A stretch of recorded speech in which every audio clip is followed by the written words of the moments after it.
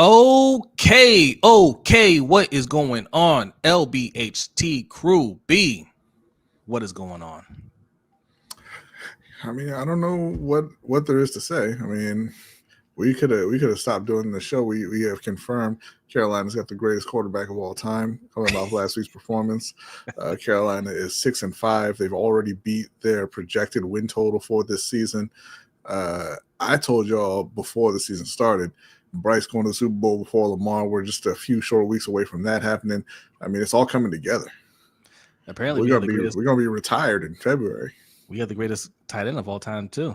Yeah, that was Baltimore. That was a discussion this morning in Baltimore because he's going to have all the receiving records. And I said, where do you put Mark Andrews on your all-time Ravens list? And that was tough. 3? Yeah. Well, I mean, I'm just thinking about recently. I mean, are we giving Baltimore all of Cleveland's history as well?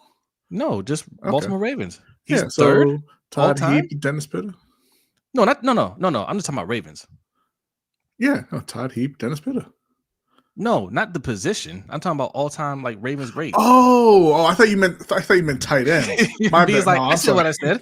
I was like, yes, the 3 greatest players in your history are all tight ends. What? I mean, there's not. No, I can't count that high. I don't know. Not off the top of my head. All right, we're gonna bring it up. We're gonna bring that later in the show. We'll bring that later in the show. That's a ridiculous question. But if you guys want to see Hendo stumped, go check out our morning show.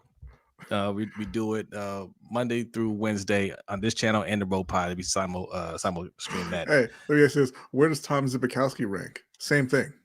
Like, why would we even ask these things? Like he's just an all-time great athlete. He was also a boxer. That's true. Shout out to Zbikowski. Big E3 in the house, aka Rave Kingdom. Salute to you. Thanks for coming through. We got Urban in the house as what up, Jose and Brodny. Hope all is well. Hope all is well with you, Urban. Thank you for coming through. Yeah, but I saw what you put in there next, so it's not all good. I mean, yeah, Urban. We were here, but we're like, look, y'all just gotta wait just a little bit longer. Y'all weren't quite ready yet. We had to give y'all time to get acclimated to the new setup here, because if you haven't noticed, we were streaming live on the horizontal, the traditional view, and the vertical view. Some of you guys are in the vertical view, like Just Aloe. Just hello, LBHT crew. I hope everyone's doing great. Hope everything's well with you, Just Aloe. But that's what it is. Like, it's your eyes aren't deceiving you. It's not a glitch. It is streaming twice. You'll see it twice in your feed. Those are 2 different views for the people that like to watch these streams vertically. That's something that YouTube is pushing, so we're experimenting with it. So just gives you a different option. Tay got it. Salute. Thanks for coming through. Appreciate you. Osmond's in the house. Osmond says hello, Jose, Brodny, and all the chat. Yes, and also if you clicked on this one, you're like, it looks different. You want to go back to the other view. They're both streaming. So you just go on our page and you can pick how you want to view it. All right. Who else we got in here? Adelia, our super producer Adelia is in the house. We're so glad to have you back, Adelia. Yeah. It was a bit of a disaster going back to the old ways. It was. Adelia says, FYI, there's an emoji. Oh, yes, phone emoji. That's how you'll know. There's a phone emoji after the title that will tell you that whether it's or not it's a vertical stream, and a horizontal stream does not have one. You know how they say, like, when you're little, like kids, like they don't know they're poor, like because you don't know anything else. That's how we were without Adelia producing the show, and then she took a break, and it was just like, this is how we was living. I always joke with my friends how like we grew up eating poor people food, and we didn't know that. Like I thought you couldn't get no better than Steakums. Like when we had Steakum sandwiches, I was like, we made it. I mean, this is fine dining, right? Like, never mind that you have to put the entire pack on a piece of bread to equal the size of an actual steak. I didn't realize that life got better than that until I got older, and I was like, ew, Vienna sausages. Ew. Vienna sausages that was it for breakfast. That was it. You got Vienna sausages. It was going to be a great day. Or the fried bologna, and Ma would cut out turn into a sombrero, or the sombrero, or she cut out a triangle to make it Pac-Man.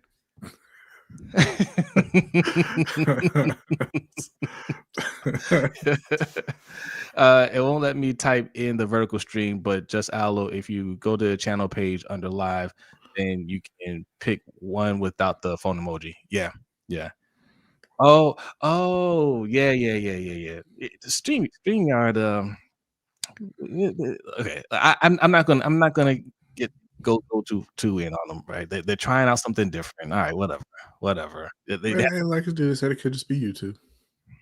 could be YouTube. Yes. Zeke Hokage in the house. What's going on, Zeke? Thanks I for know you didn't change your avatar, Zeke. that's still Naruto. All right. See, you're not a real Naruto fan, man. No, I'm not even a fake Naruto fan. I don't like anime. I'm just saying, like, I got recognized by the avatar. That's the Nine Tails form right there. Okay, you know he's leveling up. He's leveling up like we're trying to level up. Chi-Town in the house. What's going on? Thanks for coming through. Who else we got in here? Yolanda. Did I say Yolanda already? I don't know. Ravens Talk with Yolanda says, hi, LBHT family. What's up, Yolanda? Appreciate you. And Kwame B is here. Salute. Coach. I miss Coach too. I saw you, Coach. Shout out to you. All right. We have a few things to discuss. We have a lot to discuss. We got 2 big games. Every week is a big game for the Ravens and the Panthers at this point. But I feel like it's like that for the whole league, if we're being honest. For most of the league, yeah. Not so much for the New York Football Giants, who are about to be eliminated from playoff contention this week. But before we get into any of that, we did get a cash app from our guy Noah. Thank you very much, Noah. Appreciate it. And he says, let me pull it up real quick here. As always, he says, hashtag LBHT crew.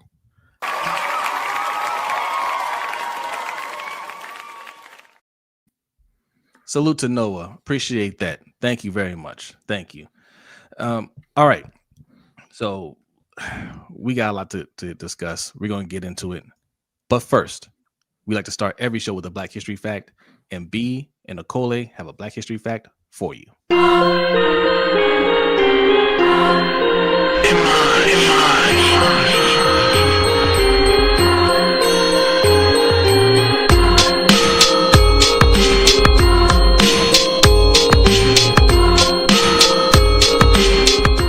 This week on the LBHT Black History Fact, Imhotep's story begins in Egypt during the 27th century BCE, in the reign of King Djoser.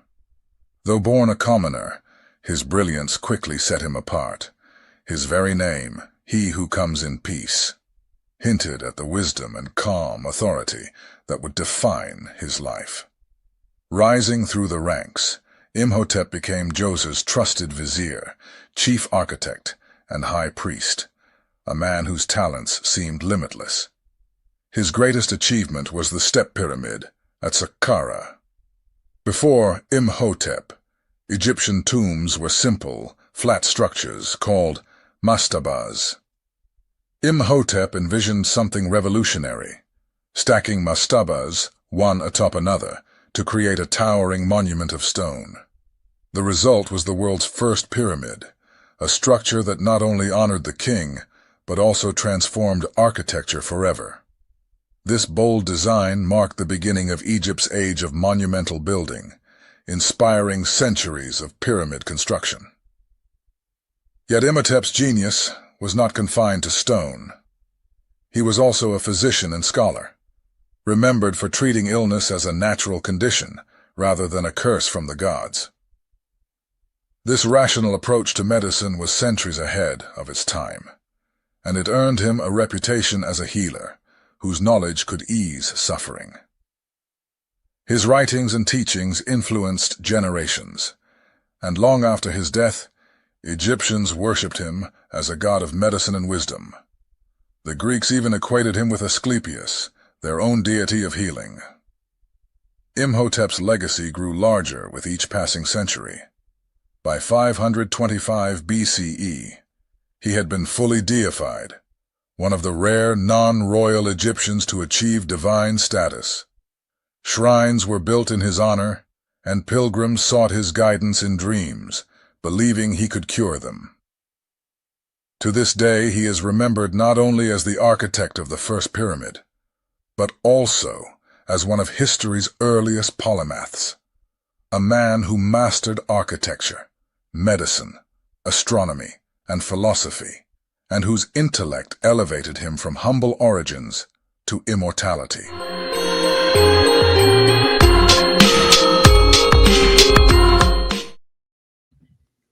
Salute to the Black History Fact. All right, where do we want to start, B? I mean, like I said, greatest quarterback of all time, best rookie wide receiver in at least the last 20 years. And Tedrow McMillan, they won the FedEx Air and Ground Player of the Week awards this week. That's the also Bryce was the Offensive Player of the Week for the NFC, the 5th Panther to win it this year. I got you, B. I got you. I was ready for this. Boom! Look at that. There you go. Look at that. Most passing yards in a game by a Panthers player in franchise history. Bryce Young, 448. 448. And you can't put that like right off camera. He's looking up at Cam right now. Yeah. That was his mentor. Okay?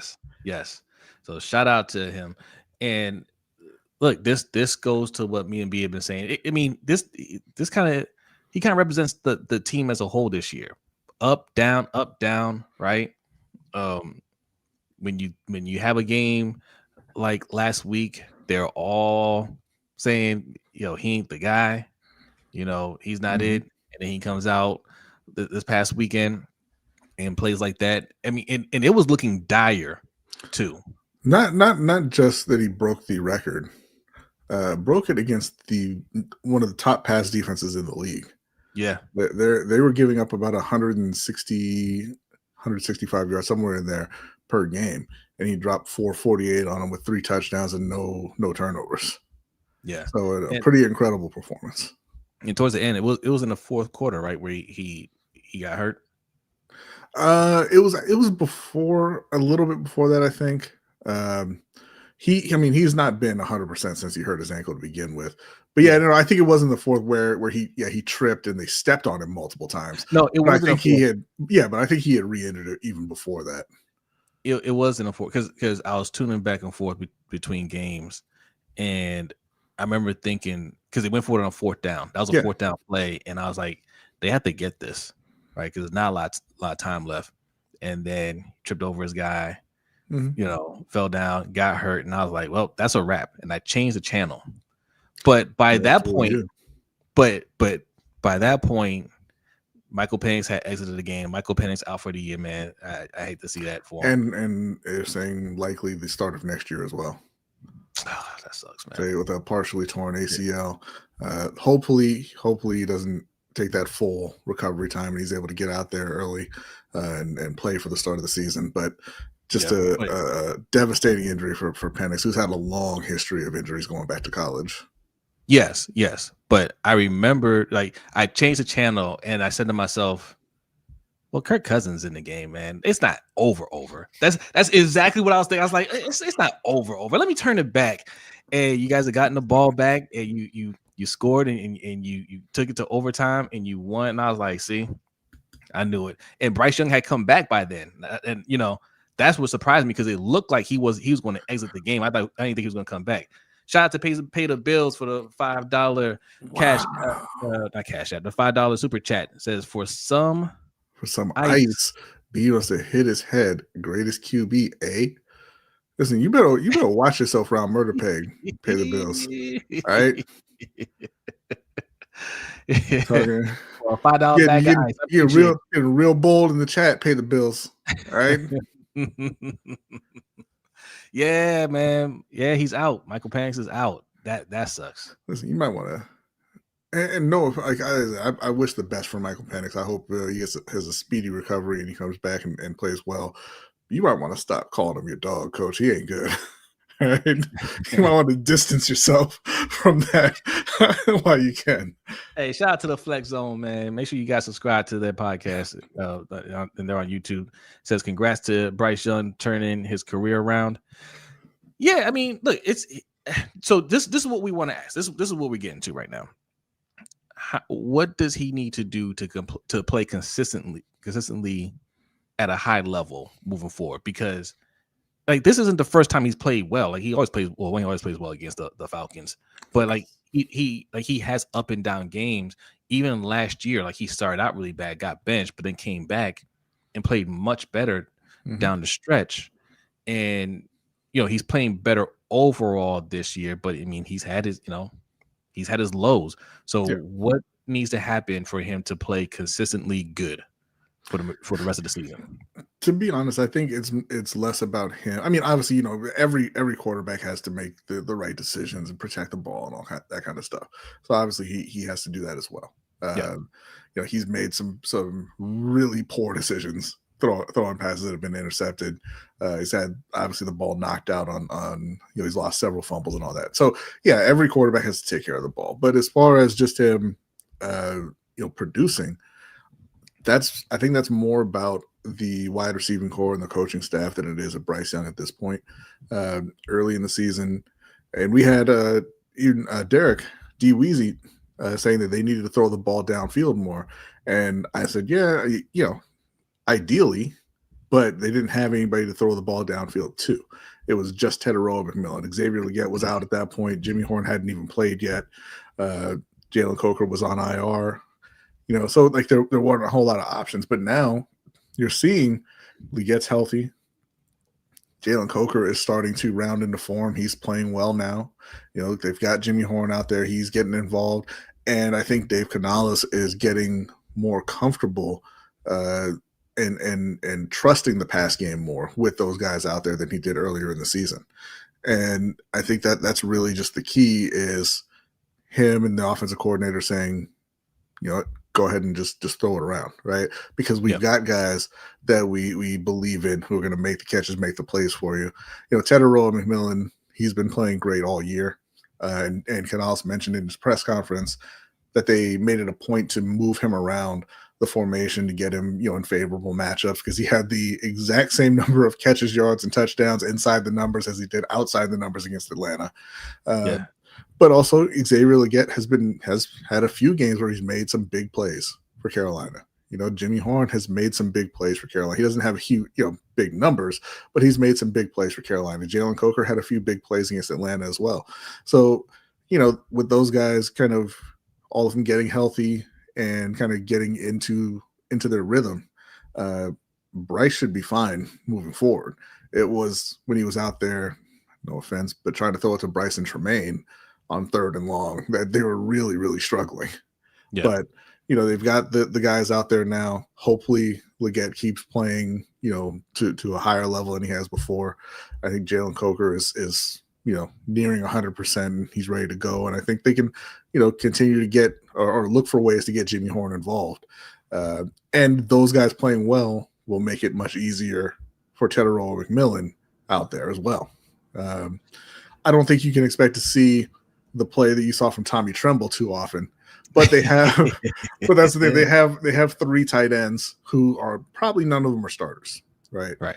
But they're all solid kind of tight end 2 level players who will make plays occasionally. Tommy Tremble caught that pass. He broke 4 tackles and gained 40 yards, and essentially won them the game right there, So yeah, they have guys who are making plays. The run game, they got to get that back on track. But I think Bryce is going to be fine from here on out. I mean, they have some tough games against really good defenses, so he's not going to be throwing for 450 yards every week. But he is set up, I think, right now to play very well for the rest of the season. All right, so how you feel about this 49ers game? They're another team. They're going to win that game? Yeah, they're going to win that game. What's their record? The 49ers are another 49ers tough team. are 7-4. They're in 3rd place in that division, and they're 7-4. It's a pretty good division. And they're 7-4 without a starting quarterback. I think Brock Purdy is back now, right? Yeah, but they're still without a starting quarterback. So, I told you they should not have paid him.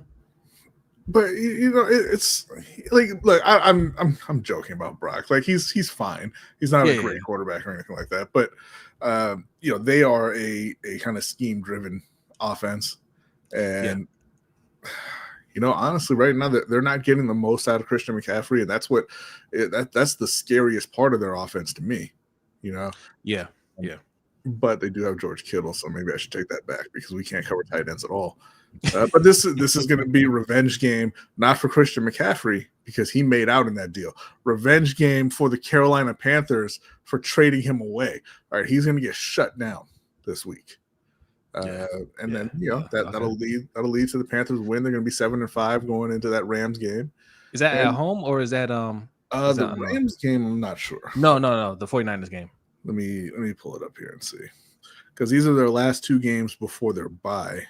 And shout out to Flex though. Appreciate the love. He says shout out to Lunch Break Hot Take. Y'all been killing it. Thank you very much. Appreciate that. Kwame B says let's not get cocky now. B. They're at San Francisco and they're home for the Rams. You know what, Kwame? Like I know y'all don't understand this in Baltimore because y'all are perennial losers. But when it's working for you, you got to go with it. All right. When you have the opportunity to talk trash, you talk that trash. When you're playing well, you act like you're playing well. Don't get scared. Don't be a Raven. Yeah. All right. Stand up and pound your chest and say, we gonna win. Don't be like Baltimore, like, oh man, I hope we're not favored this week. That's what Ravens fans like. Oh man, I like it when we're the underdogs. No, man. Be proud. Yeah, show some confidence. What's up, Omar Tillman? Salute to you. Says, what's up, fellas? I got questions about Bryce, but love this team's resilience. Is your question like what size jacket he needs for that Hall of Fame induction, Omar? Is that the question? Coach says, Jose, you allowing this? Coach, I'm allowing what? Coach, he's got a couple more weeks. Okay, we still better, y'all. We got like a week or two, and then we can say calm it back down. We gave you a head start, and now we caught up to you. Y'all telling me to calm down with your fraudulent ass win streak. You better sit down, Coach. Fraudulent. You guys win one game, and you think you made it. You think I'll tell you what. Why don't you just tell me what do you think is going to happen when you play Green Bay? We're gonna win. You didn't believe that. I can tell you. I can tell you didn't believe that. I think Jordan Love gonna rip y'all apart. I think we run the table. Yeah, you run the table. We might drop one. You are a John Harbaugh coach team. You ain't running the table. We might drop one more game, but we're going to the table. And it'll be the Cincinnati just because. Look. Yeah, right. That's all right. We can drop that game as long as we sweep. No. But actually, like this is a great time for both of our teams. I'm not even. I'm joking about Baltimore, but they got Lamar back. The defense has started to step up. They're back on track. Like it's sad. Y'all are a game behind Pittsburgh, a team who you struggle to beat the Steelers regularly. And there are approximately 0 people who believe the Pittsburgh Steelers are going to win that division.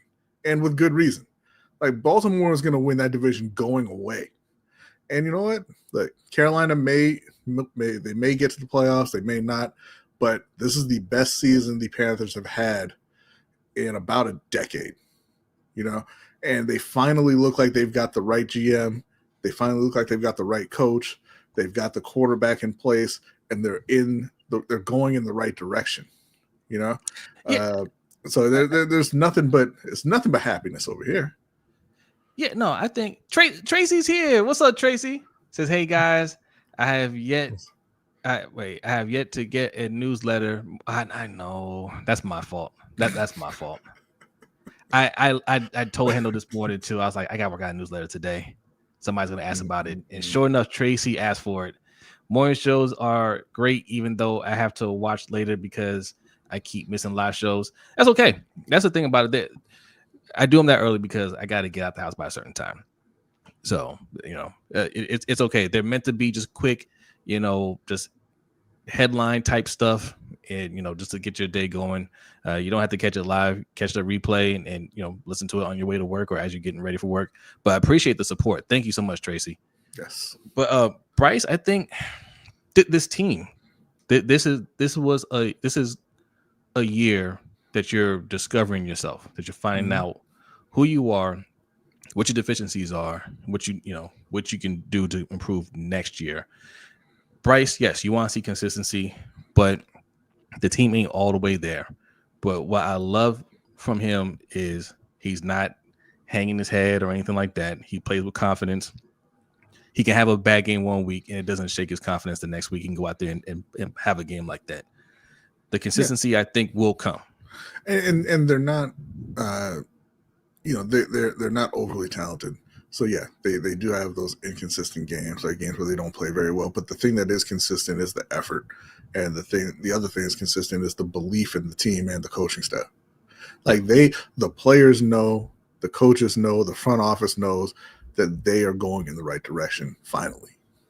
Yeah. And it's been a very, very long time in Carolina before, since you've been able to say that. Yeah.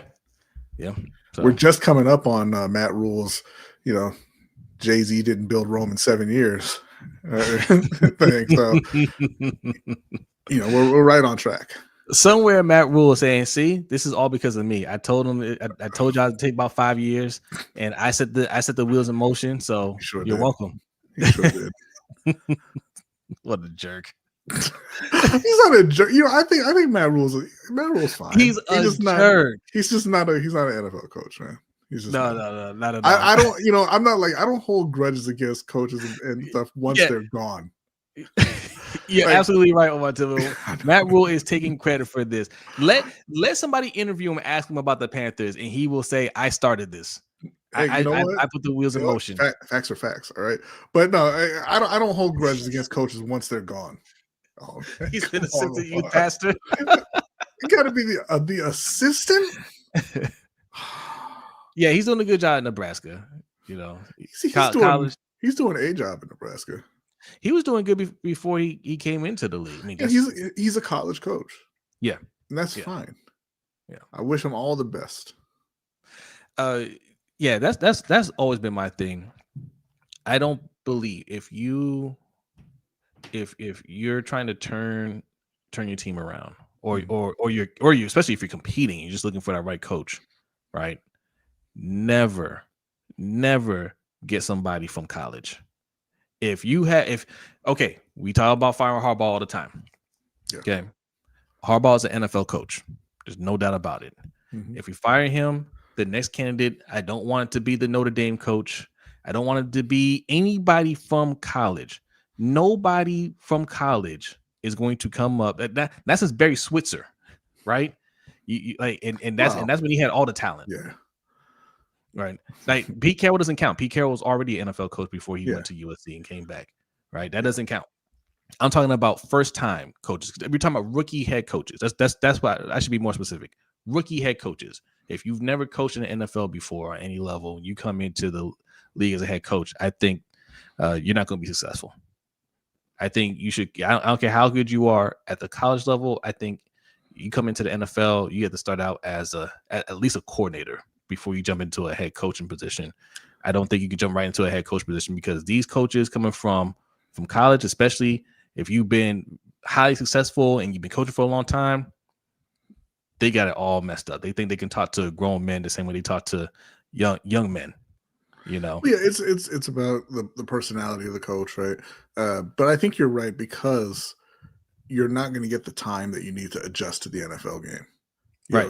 You're a college coach is always a big splashy hire because the other coaches have been in the NFL, and you're like, oh, whatever. But the college guy, I mean, they could be anything, right? They get there, and then they're 3-14, and then they're fired, right? Like if you're hiring a guy who has zero experience in your league, the thought process should be, and people hated Matt Rule for saying it, but he was right. The thought process should be, this is going to take a while because we're bad, so we have to turn the team around, which takes a while, period. But also, this guy has to acclimate to being a head coach in this league, and they're never going to get the time to do that. No. Somebody pointed out Jimmy Johnson. Yes, Jimmy Johnson came from Miami, but I mean they weren't. But he was before Barry Switzer. Also, he said not since Barry Switzer. Yeah. But yes, that was decades ago. That was decades ago. Completely different game now. But yeah, the Panthers, I'm going to pick them as well. 49ers are tough. Yeah, tough schedule coming up. The Rams are tough, but just focus on 49ers. They went to Green Bay and beat Green Bay. They can beat anybody. Yep. So it's just about, this is really going to tell me how locked in they are this week. This is going to tell me if they kind of got it together, right? They understand what it takes week in and week out to win these games. They win this one, I'm gonna feel good about that Rams game.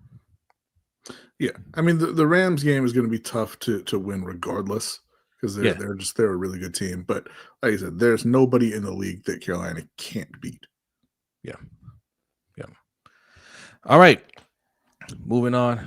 Omar says if Rule didn't keep shopping at the dollar store for QBs, he might still be around. Hey man, listen, Carolina, I mean, what's wrong with the Panthers, right? I mean, they let go of Baker, they let go of 4INT Sam. Like, I mean, it's crazy down there. Nobody could be successful. And here we are, a half game behind Baker. He's starting to sweat. Yeah, you're right there. You are right there. They've lost a couple in a row. Ain't nobody talking about Baker for MVP stuff no more. If y'all didn't drop that New Orleans game, you'd be well, if they didn't drop the New Orleans game and the Arizona game and the Jacksonville game, but yeah, it's fine. It's fine. Play the preseason. It's all part of the journey. That your coach isn't perfect. Canals isn't perfect. No, he's a guy no experience as a head coach. No, he's learning how to be a head coach as well. Yeah, but he learned from that mistake. Next time, just listen to me, Canales. Play your players in preseason. They needed the work. All right, but he's learning now. They're going to be just fine. All right, moving on. Ravens versus Jets. First, let's do a quick recap of last week. Played a ugly game. Lamar, easily his worst game of the year, but they still pulled it out. I like the way the defense fought in that game. I don't care if it was against the third string. Shedeur Sanders, his debut, he didn't look great. In fact, he looked terrible. But you play who's in front of you, and these are the type of games that's going to build confidence for the defense. So I'm happy about that. And look, we'll see what happens this week. The Jets are an awful team. And there's some questions about who's healthy on this team, mainly Lamar Jackson. Lamar didn't practice today, and Harbaugh was not healthy. Harbaugh was asked about Lamar Jackson's status. Hey, what's going on with him? Is he hurt? And he just pretty much said, "I'm not telling you." Okay, I'm not telling you. And when the injury report comes out, I'm going to say that he's healthy, and then he may not play. Okay, now. This is, he said it's the same as last week. So, no, he's not healthy, but he's healthy enough to play, most likely, and they're just kind of taking it easy with him. This is a game, though. If he didn't play and we had to go start Tyler Huntley, we should still be able to win. Yeah, this is why you have backup quarterbacks. This is why it's an important position. You should be able to sit Lamar down and win this game. Yeah, you should, and I think they would. The Jets are going to be starting Tyrod Taylor. They made the switch at quarterback because Justin Fields is why you've been terrible for 3 decades. Right. That's not gonna do what they think it's going to do. This is going to be it should be an easy win for Baltimore. Yeah. And that would get us back on the winning side. And again, I'll take it. I want to keep seeing. I want to see the defense keep playing the way they're playing. Are they playing bad offenses? Yeah, I don't care. Right? If that's what gets them, playing right and trusting their instincts and not second guessing themselves out there, then that's what you got to do. Until you go play those top teams and you play those top teams with confidence because you trust what you see out there. I'll tell you what, man. If the Kansas City Chiefs lose a couple more games and get themselves knocked out of the playoffs, at that point, I'm kind of going to pick Baltimore to win the Super Bowl because Kansas City is the real boogeyman, right? Yeah. Like, Yeah. you know, Buffalo, I think, is in their head a little bit, but Buffalo's not very good. Like, they can beat Buffalo. Kansas City is the one where I would not feel comfortable picking them going on the road or even in Baltimore, to be honest, beating that team in the playoffs. But Right. man, if they're not there, I'm not picking Daniel Dimes. That's for sure. I ain't picking Trevor Lawrence over Baltimore. So somebody asked us after our post game reaction, you know, if we still feel like the Ravens can go all the way with this poor O-line. And yes, in the AFC, yes. One game, every team in the AFC, every fan base in the AFC is saying one game at a time, 1 week at a time. Okay. Adelia's Nuggets, or not Nuggets, Broncos, Denver Broncos. The Adelia's Broncos are first place. Well, she likes the Nuggets too. Yeah. All right. We were talking about the NFL though. I know. The Broncos are first place. I don't think she's saying today Super Bowl, right? No disrespect. I think she's saying, look, week to week, we got a good lead, you know, but week to week, and we'll see where we're at. See, Adelia says my Broncos are definitely playing game by game. Yeah, that's right. Every team, so every team is looking at it that way. That's how the Ravens need to look at it. One game at a time, get yourself back into it. And yes, the offensive line, I mean, Harbaugh said they're pretty darn good. They got the best 5 out there. Of course, we would know that's all a lie. We have eyes. We can see what's going on out there. Well, you can't call it a lie because you haven't seen the other guys. Maybe these are the best 5. I can call it a lie because I've seen and heard John Harbaugh for years, and I know. Well, yeah, no, I mean he's a liar, but I'm just saying, like, it is very possible that these are in fact the 5 best offensive linemen that you have. Like, okay, that's a very real possibility. It's a scary one, but it's very real. It's possibility. I don't think so though. I want to ask the chat: do you guys think that the best starting 5 offensive linemen are out there? And this is be real. Do you think the guards? We have the best guards out there? I don't think so. I think Ben Cleveland is better just because he has more experience. Right? Like what's going on with Falele and Voorhees. That's not, that's more than a talent thing, right? Nobody, like everybody has functional strength when you get to this level, right? You have functional strength. You're not just getting, just blown over every play. What they're doing is not understanding who they're supposed to block, miss assignments, especially with Falele. It's not even a joke anymore. We see it every week that he just doesn't know who to touch. He's putting his hands out like he can't see, like he's looking for something to feel. Like that is not understanding his assignment. And at this point, if you're not understanding your assignment, that's on coaching. Yeah, they look like 2 guys who have been possessed by the spirits of a couple middle schoolers who have never played football, and they're on the O-line. Like I said, they don't know what to do, and like they're not real comfortable controlling those huge bodies yet. You know how like you gotta kind of grow into that when you hit a growth spurt, and you can move around all awkward because you're not used to being that big.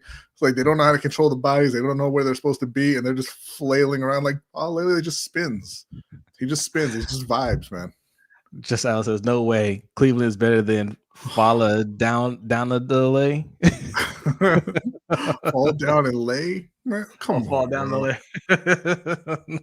Yeah, but yeah, Voorhees, he be face planting out there too. Like it's just they don't seem real. They don't seem like real NFL players. It seems like it's an elaborate prank on Lamar Jackson. Yeah. He was asked again, Harbaugh was asked again about Emory Jones, and he said he's getting very close. What are you laughing at? Emory Jones. Because when they drafted him, because this goes back to liars. When they drafted him, they're like, yeah, no, he'll be ready for training camp. Right? That's what he'll be ready for training camp. He'll be practicing in training camp. And then several weeks ago, they just said Emory Jones is ready to practice pass blocking for the first time. And now they're like, yeah, no, he's getting better. One day he'll be ready to really like fully practice as an NFL offensive lineman. And I'm like, this dude's never gonna play. What's wrong with him? Well, he's not hurt. He's been healthy for a while. They're just not starting. No. Not they have said that he is not 100% healthy. That's what I'm saying. A few weeks ago they had said that he was just now getting to the point that he could actually practice pass sets. Yeah, and I don't know what was wrong with him, because initially it was his shoulder, and I'm like, I don't know why you're not able to practice anything. But like they're saying he was not healthy. He may be fully healthy now.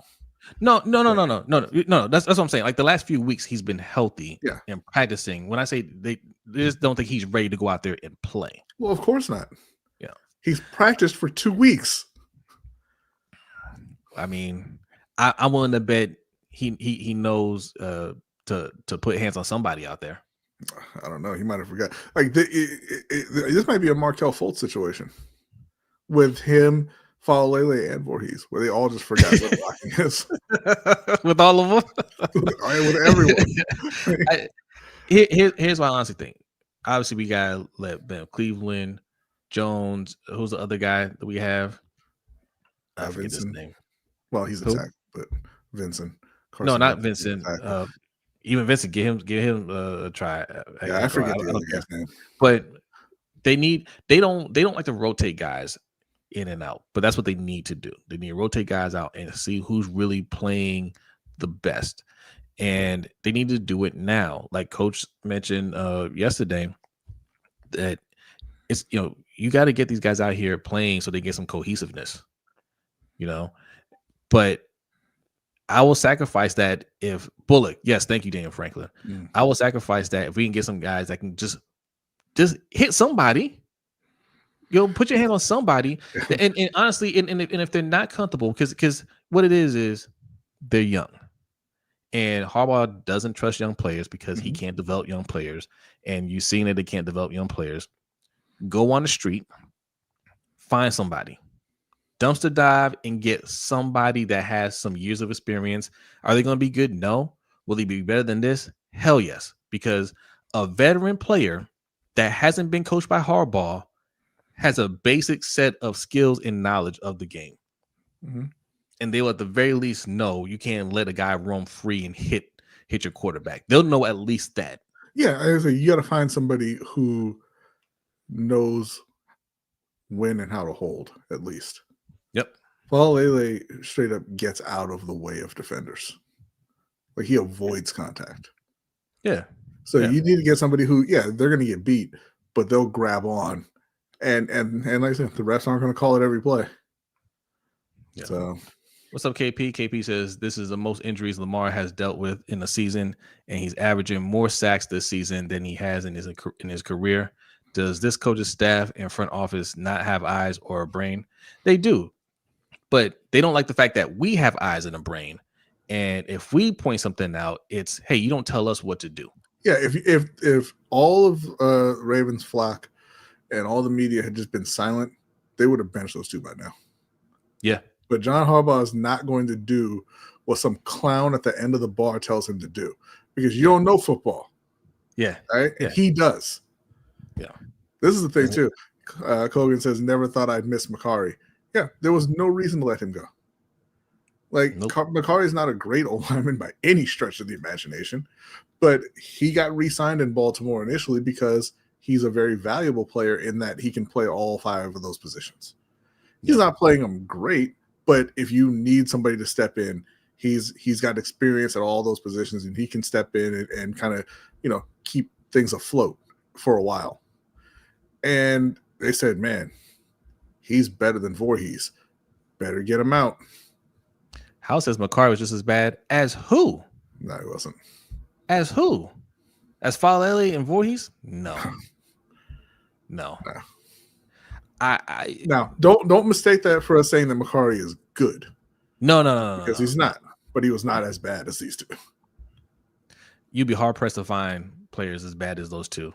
Maybe the Raiders might argue, come check out what we got going on over here. But I mean, you're talking about guys that don't know. They don't know who to block. It's not that, oh, hey, I went to block this guy and I let this guy go. It's I'm standing here not touching anybody. What do I do? And looking around. Right. All right. We got some stats here. We got some stats. Let's bring them up. What we got first, Adelia? Okay. First up, Ravens defense and the Jets offense. The Ravens have generated pressure on 28.9% of dropbacks this season, fifth lowest among defenses. Hey, Carolina's right there with you. However, their 38 unblocked pressures are the third most in the NFL. The Jets offense has allowed the highest pressure rate, 47% in the NFL. Under pressure this season, Tyrod Taylor has averaged 7 yards 7 yards fewer per attempt. 2.6 yards more than when throwing from a clean pocket. That's terrible. That's awful. Yikes. All right, let's just keep it going. Let's go with the next one. Yeah. Jesus. Will McDonald, defensive end for the Jets. Will McDonald, the fourth. I'm not saying the fourth. Forget it. Leads the Jets with 27 pressures this season, including 12 quick pressures under 2.5 seconds, while averaging 2.6 seconds to pressure, the fifth quickest amongst edge rushers with at least 150 pass rush snaps. The Ravens' offensive tackles have allowed pressure on 11.5% of pass rushes, the seventh highest among offensive tackles, while averaging a 3.21 time to pressure, the ninth longest mark in the NFL. So, that's a bit of Lamar holding the ball, a bit of him waiting for receivers to get open, and a bit of the tackles are slowing down a bit. Ronnie's not who he used to be. Rosengarten didn't take the big step forward that you would hope to see there. Yeah. But, they're all right. They're fine. Because they don't play guard. Yeah, and also look, Monken obviously he's working with what he got, but they want to have to implement more quick passes. I know Lamar's getting the ball out faster. We read that stat last week, but they need to drop more plays to where it's designed to get the ball out quickly, especially against a team like this. You gotta, you gotta be able to execute those things. And you've got Zay and Keaton Mitchell, who you would think you would want to get the ball to them quickly and in space. Yeah. But Baltimore's like, no, sir, not around here. Next up, we have the Ravens offense. The Ravens used 2+ running back sets on 1.3% of plays prior to their Week 7 bye, increasing the personnel used to 36.5% of plays over their last 4 games, the third highest rate among NFL offenses in that span. When using 2 backs on the field, the Ravens have averaged 4.8 yards per carry, the third highest in the league, and have scored 3 of their 11 total rushing touchdowns out of the formation. And that's a real simple one. That's Hard R. Ricard is back and playing. Yeah. And, as much as I hate to say it, and I do, the dude can block. Yeah, that's why I said when he came back that the blocking overall will look better. I was wrong about that. They somehow look worse, but but he helps at least. Yeah. Yeah. All right. I think we have one more. This one, the Jets offense. The Jets have used motion on 69.5% of plays this season, the 6th highest mark among NFL offenses. They have reached an explosive play rate of 13.4% when using motion, compared to just 7.7% league low without motion. Some of these insights, they tell you that there's a really obvious thing this team should be doing, and they are just not doing it as much as they should. Right? Every team needs to be using motion at a very, very high rate, because it reveals things about the defense to you. It confuses the defense at times, but it's just better than lining up in a look that the defense has seen over and over and over and over on film and have them have a really good idea of what you're going to do. You know, if you can confuse the defense a little bit, if you can get some insight into what the defense is doing pre-snap, obviously it's going to help you execute on offense. But yeah, let's just do it like, 2/3 of the time. Right. The Ravens shouldn't have any problem winning this game, even if this might be a game. If Lamar isn't 100%, just let him sit out. Yeah, you can trust Tyrod versus Tyler. That's appointment viewing right there. I know the NFL is salivating for that matchup. You can trust Tyler Huntley for this game. Is he going to play great? No, nobody's going to play great behind this O-line, but the defense should be able to handle this. They look like they're in the zone right now. Let them go out there and just keep putting it, and we need to put it on them anyway, because this is what they were built for. They need to go out there and feel like, hey, we're winning some of these games. We're making a difference. So let that be this game as well. I would let Lamar rest this week, to be honest. I would as well. I think Tyler Huntley would have no problem in this game. This is the Jets team that doesn't have Sauce Gardner anymore, that doesn't have Quinnen Williams anymore. Right. That is, they've quit on their quarterback. Who and I don't know. We're not in the locker room, but it seemed like the rest of the team liked Justin Fields, but they've given up on him. This team is going nowhere. The Tie Bowl, yes, living legend. The Tie Bowl. They're going nowhere. They're going fast. I think Tyler Huntley would win this one easily. Yeah. So and that's what pisses me off about John Harbaugh. Why can't you just be like, yeah, no, like we're sitting them out, we're evaluating them, we might rest them. Like what competitive advantage are you giving up by just saying, hey, our quarterback isn't 100%. We know he's not 100%. You said that last week. We already know he's not 100%.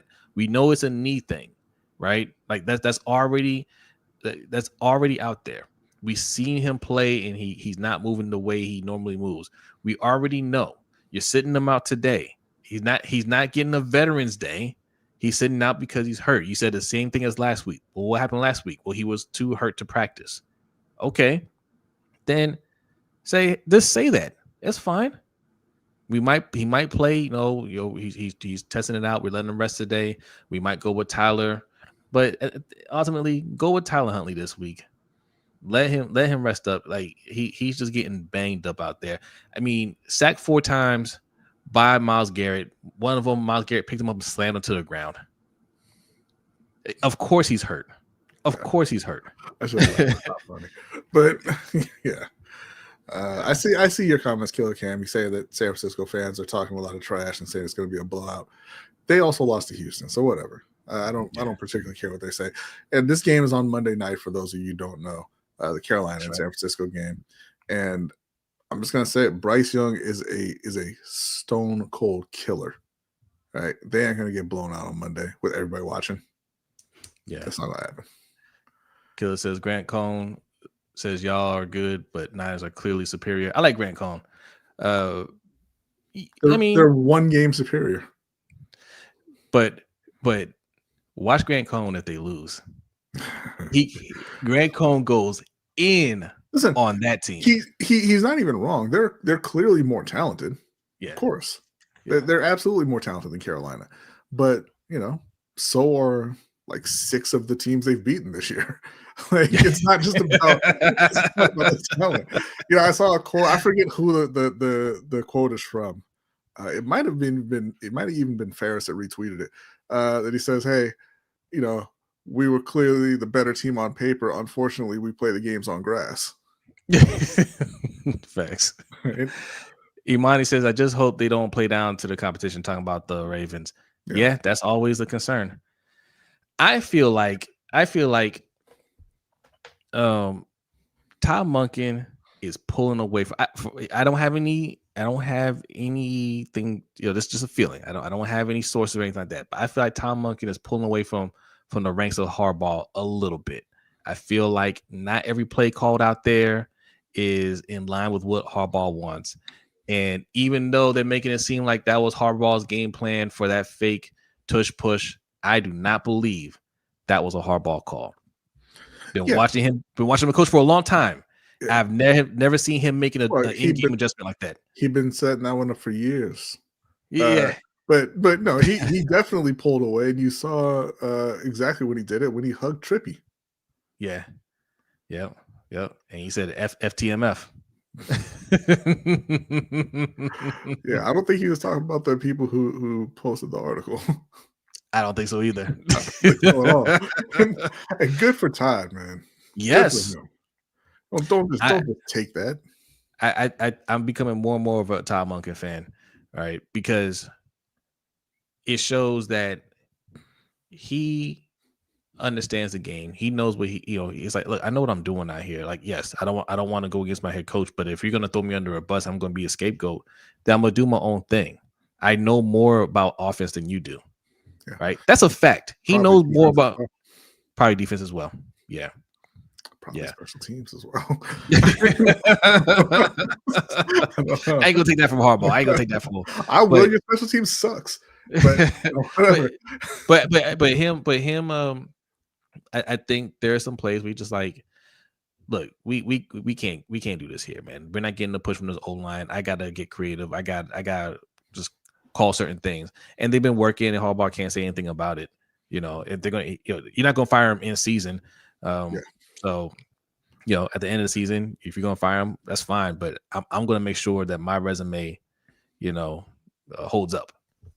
Yeah, this should be one of those games where they can just turn around.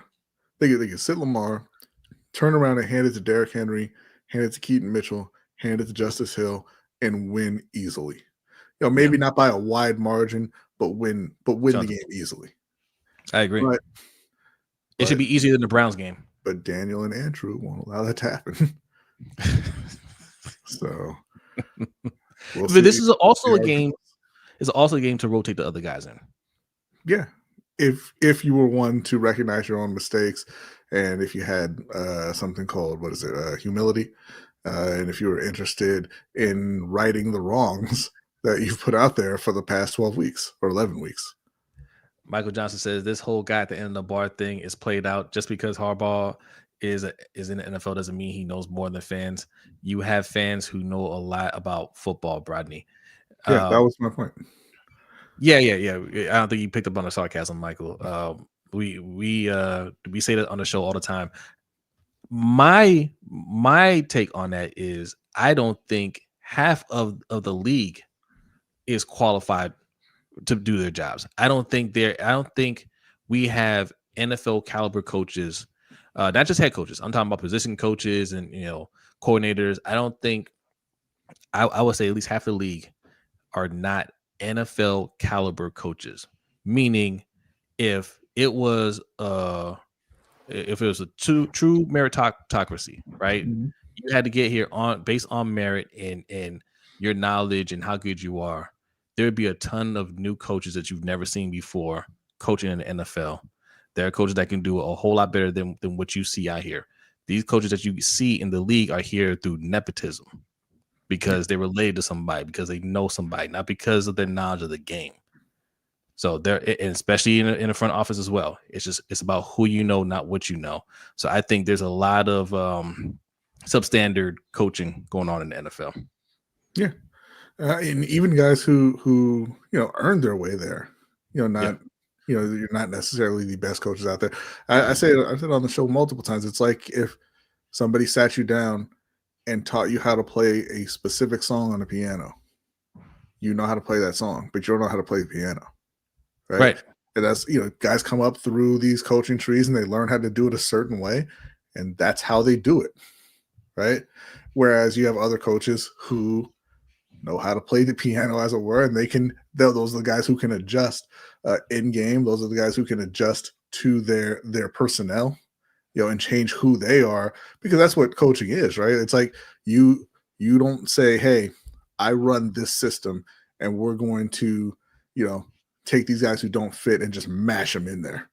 Right. You say, hey, yeah, this is what I typically would like to run, but we don't have the personnel to do that, so this is what we're going to do instead.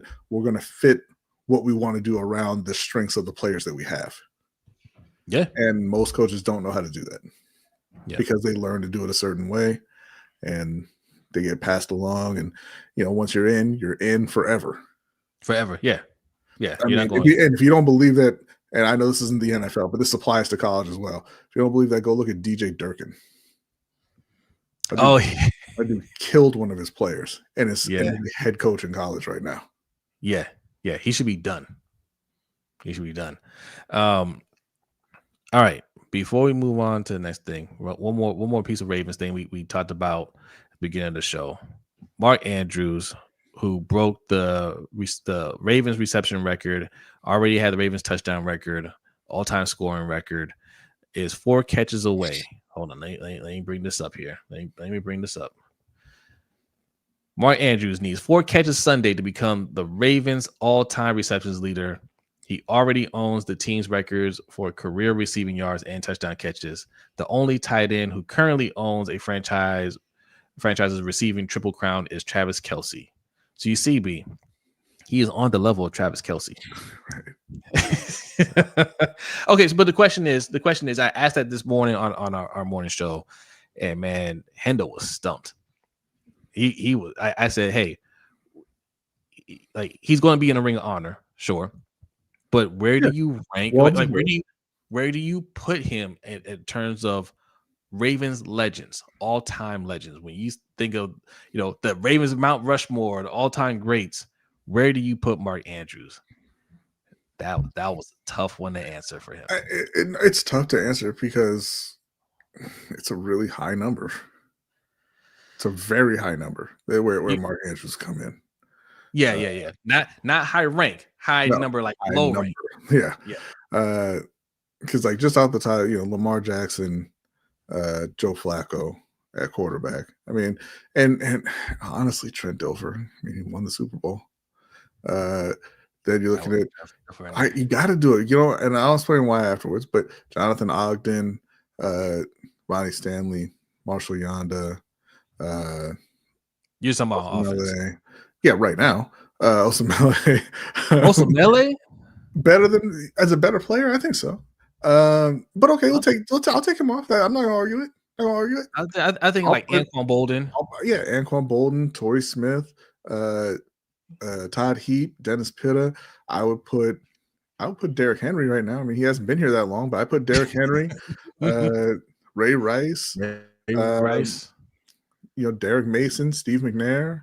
We're at 14 right now on offense, and I know I'm forgetting. Steve McNair wasn't here that long either. No, he wasn't, but he was so much better. Jamal Lewis, yes. Jamal Lewis, thank you very much. So that's okay. So I'm going to stop right there on offense because that's 15, and I know I didn't name anywhere near all of them. I mean, Pat Ricard, right? I think. Excuse me. Some of those names you can make an argument for, like Dennis Pitta, Todd Heap, he's higher on the list. Like he has all the records, right? Sure. So you can make an argument. But you know why? You know why you can't make the argument? Because he was worthless in the playoffs. And that's why he's below a lot. That's why I have him below Trent Dilfer. Trent Dilfer, he wasn't great, but he was a starting quarterback on that Super Bowl team, right? Mark Andrews has all these regular season numbers, these regular season records, but it wasn't just that he was bad in the playoffs. He was non-existent in the playoffs. So for me, like that's 15 right there on the offense, and that's not even an exhaustive list. And then we know the Ravens have even more stars on defense than they have on offense.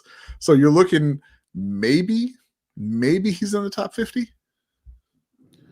Okay. I'm gonna ask the chat. I mean, it's debatable, right? Like, where do you have him? Like, where do you have him ranked? All-time Ravens greats, because he's about to be the triple crown holder in receiving. Okay, where do you have him? Because everybody is happy about that. I'm happy for him. But that speaks to how inept we've been in the pass game and getting our quarterbacks weapons over the years. Go Man says we got a playoffs coming up. Let's root for him. We always root for him. Go Man, he always lets us down. Go Man, ain't no way you had this man your top 5. No, there's no chance. Ain't no way. Name your top 5. Name your top 5. Right now. I want name your top 5. Do it. Lamar Jackson, Ray Lewis, Ed Reed, Terrell Suggs, Haloti Ngata, Jonathan Ogden, So I mean, that's 6 right there, and we're not even close to Mark. So I want to hear your top 5. Yeah. Did I say Yonda? Flacco? Because I meant to say Flacco also. I don't know if I said Flacco. Yeah. Yonda. Andrew's the GOAT.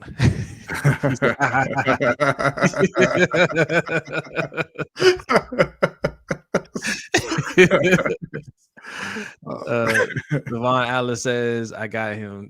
That's what I said when Jose first asked me that. I said third because I thought he was talking about tight ends in Ravens history. And I had third.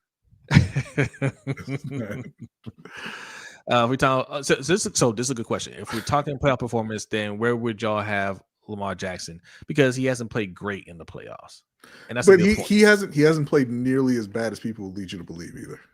No, he hasn't played nearly as bad, and also he has 2 MVPs, and Mark Andrews hasn't played to that level, right? If Mark Andrews was like clearly the top tight end in the league, right? He put up Travis Kelce numbers, but not showing up in the playoffs, we would still have him higher on the list, right? Because he showed, weird things happen in the playoffs. People choke, it happens. He's had one really hot year, and he's not on that. He's not that Travis Kelce type player. He's not, a Gonzalez type player or Gronk type player. He's not that type of game wrecker. He's good. He's really good when Lamar's is there. When Lamar's not there, not so much, right? And then in the playoffs, he gives you absolutely nothing. It's not that he's playing bad. It's that it's like he's not playing. It's almost as if it's better that he's not out there. Yeah, like it's better when he's not on the field. Almost, that's how bad he's been in the playoffs. So that's what's hurting him. Mark top 50 is crazy. Give us your list, or give us a number. I said he might be top 50. Tell us. Not Mike. He's top 50. Listen. We stopped at 15 on the offense, and there's more on the offense, and then you go to the defense, which has more stars than the offense. I don't know if I agree with everybody on your list. No. I know you don't agree with all of them, but I'm just saying. You could make with the 15 people I had named, you could make an argument that he was 16th. So when you start naming defenders, he's going to be behind all of them, right? Because there's Ed Reed, Ray Lewis, Terrell Suggs, Haloti Ngata. Who else do you want to put on there? You want to put Jimmy Smith. You want to put Marlon Humphrey. You want to put what's this? I can't remember the other middle linebacker's name. CJ. I can't remember his name now. The guy that left to go to the Jets, they didn't want to pay him. Then you drafted Prince. Queen, not Prince. Queen. CJ Mosley. CJ Mosley. CJ Mosley. Matt Judon. Yeah. Kyle Hamilton right now. Siragusa. Kyle Hamilton. That's another 10 right there off top. Chris McAllister's in there. It's a lot of guys. Peter Boulware. There's a lot of guys on that list, and Mark is not going to be ahead of any of them. He's just not. Okay, Chris McAllister. Yeah. Okay. All right. Just look. I don't want to be disrespectful, so I'll say he's in the top 50. Put it in the chat. If you're watching the replay, put it in a comment. I'm just curious, where do you have him placed? I mean, there's obviously no right or wrong answer. You put him where you want to put him. I'm just curious. Yeah, Sam Adams is another one. I'm curious. This is a great accomplishment that he's about to have. You wouldn't put Matt Judon over Mark Andrews, Kwame? I absolutely would. I absolutely would. But that's fine. That's fine if you don't. That's what I'm saying. Like some of these players, you can argue. Some of them you can argue, but Kwame is saying top 20 at least. No chance. Yeah, I don't see that. No chance he's top 20. Because again, if he had done anything at all in the playoffs, then sure. But he's completely absent in the playoffs. If I'll be even more fair than that. I think if he didn't hurt us in the playoffs, because he actively hurts us. Mm-hmm. Like if he just didn't do anything in the Bills game, we probably would have won that game. You know what I mean? Yeah. He had 2 drops and a turnover. If he just wasn't out there, or he just didn't get targeted that much, I think we win that game. The 2-point conversion goes to somebody else. They catch that. The pass that he fumbled goes to somebody else. They probably hold on to the ball. Right? He actively hurts us. If he wasn't doing that, I would be more favorable to Mark Andrews. So, yeah. He has the same record as Lamar. Yeah, we're talking about personal stats, though. We're not talking about record. Yeah, okay. He has the same record as Lamar, and in the last 4 playoff games, Lamar has 9 touchdowns. He doesn't have the same record as Lamar, by the way. He played in that game that Lamar wasn't in with Tyler Huntley. He did nothing in that game, too. I think he missed one of the games that Lamar was into. Okay. But regardless, yeah, you might be right. Yeah. But regardless, if you just want to say his record, then I mean, I guess everybody who's playing for this current team is a top all-time Raven because they've won a ton of games over the last 8 years. if that's all we're going to go by. Andrews being our leading receiver says more about our offense than how good Andrews is. That's the point right there. And exactly, because Kwame responds, "Oh, who's been our leading receiver for the last 7 years?" It hasn't been Andrews every year, but who cares? You don't have any good receivers. That's the problem. Who's the best wide receiver in Baltimore Raven history? Derek Mason. Right. That's whose record he broke. Right. No. But I'm saying, like, in terms of talent, it's probably Steve Smith, or Anquan right? Bolden. Or Anquan Bolden, and they were there for a couple of years. Like, you don't have any kind of legacy for pass catchers. You don't. Yeah. You're like the Chicago Bears. Like, Caleb Williams is about to be the first Chicago Bear to ever pass for 4,000 yards. Don't mean a damn thing. But that's what really this says. It shows how poorly this franchise, even with Ozzie, has done with that position, with the wide receiver position. Because Mark Andrews' stats should not be having him number 1 in all these categories for the franchise. It shouldn't. Kwame says it speaks for consistency, fam. No, it doesn't. It speaks for mediocrity. That's what it speaks for. What speaks for consistency? Him being the leading receiver in Baltimore. It speaks for mediocrity. That's what it speaks for. If you look, they showed a stat on during that Browns game when he broke the record. The company that he was with in terms of tight ends that hold that record for their team, or for yards, right? I think it was for yards. It was laughable. He did not belong up there next to those other tight ends, right? Like the bar was so low here. All he had to do was stay on the team. Mm-hmm. Right, like Hendo made the point earlier this morning. Zay Flowers can break this record if they re-sign him, but they probably won't because they don't keep talent here. That's the thing. That speaks to the culture that they have here and what they don't value. Yeah, because let me look up Zay's number here. Yeah, Zay. Harbaugh better. He's a little over 5,000 yards, right? Yeah. Hold on, let me read this. Harbaugh better never go to the Hall of Fame because he's done nothing. He's probably gonna go. I don't know. He's a Super Bowl winner. He's been to the playoffs. God knows how many times. He's got to. Yeah. He's probably gonna go. Well, let me ask y'all this then. Is Mike McCarthy a Hall of Fame coach? It's Mike McCarthy test because Mike McCarthy still has a better record, slightly better record than John Harbaugh. They've been coaching for the exact same amount of time. Yeah. And if he's not a Hall of Famer, Harbaugh ain't a Hall of Famer. Wow. Okay.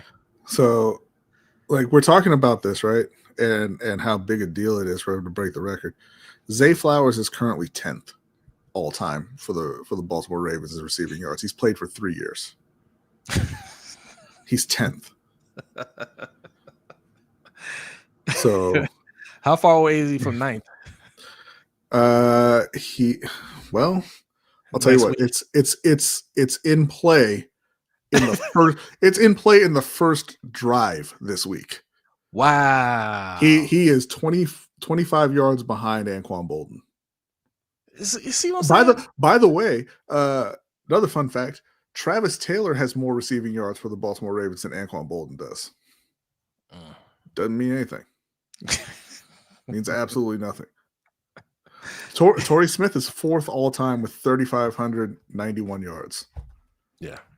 So if you got a legit wide receiver, like a legit really good wide receiver, and he played in Baltimore for 4 years, he would overtake Torrey Smith. Yeah. And then by year 6, he would be number 1. I would say if you got a legit wide receiver, like we talked about George Pickens. George Pickens is going to be a free agent if he doesn't get franchise tag or signed by the Cowboys. If we ponied up and paid him the money, it will only take him 4 years to break these records. I mean, it's possible. With Lamar Jackson, it would be tough. It would be a little tough.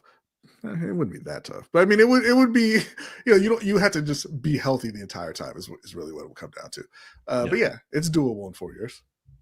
Just not for Zay because Zay is not a great receiver. But right, Zay's going to get there. Like Hendel said, Zay's going to get there if they re-sign him. He'll be number absolutely.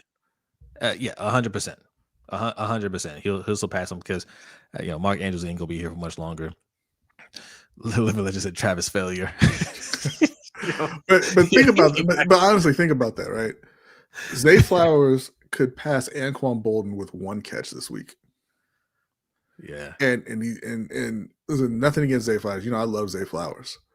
But Anquan Bolden was one of the best receivers in the league when he was in Baltimore. Right.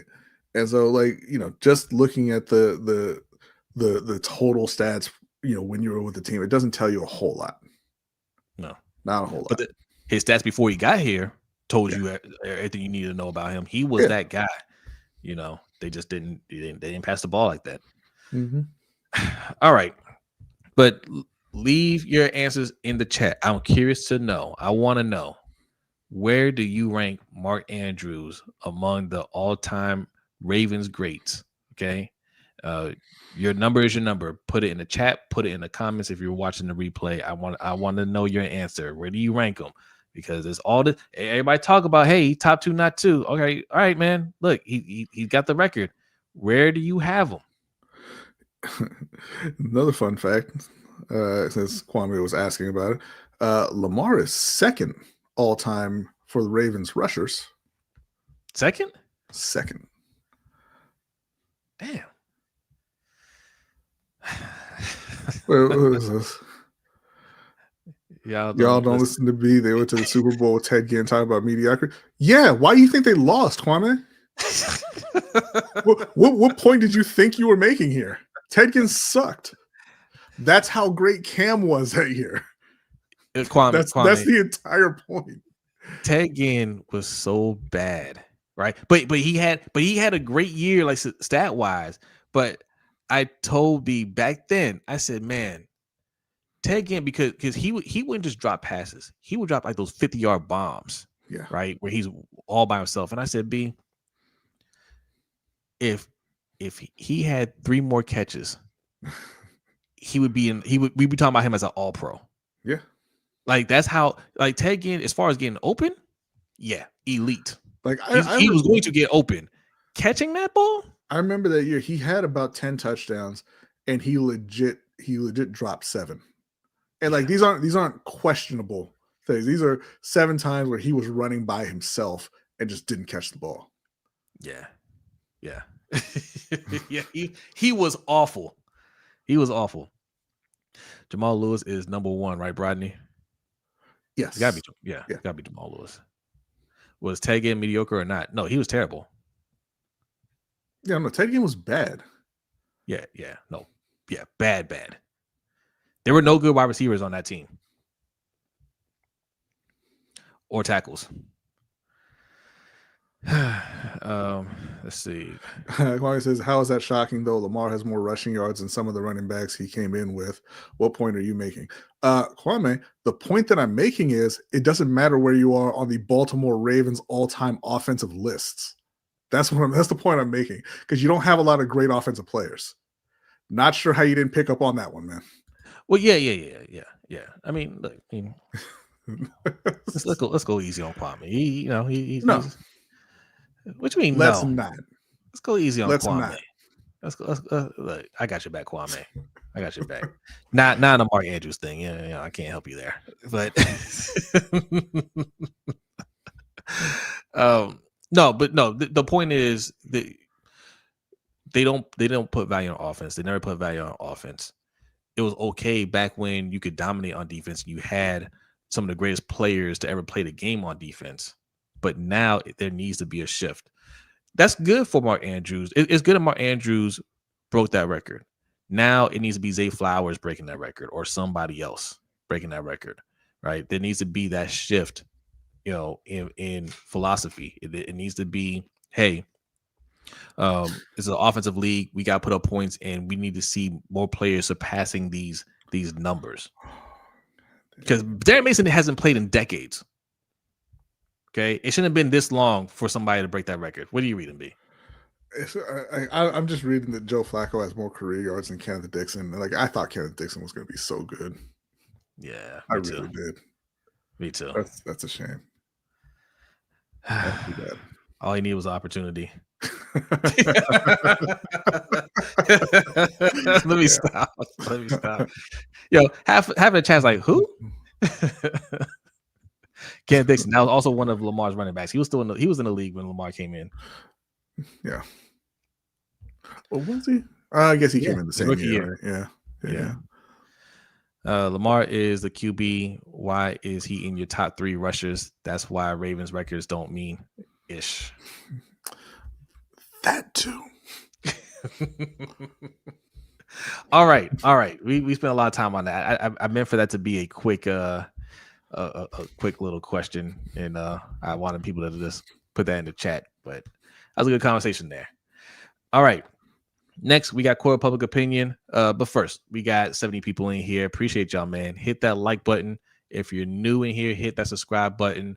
Also, patreon.com/LBHT Show. That's where you can find the overtime show. Also, for the channel members, I'm gonna post it. I'm gonna post it in the YouTube page in a second here.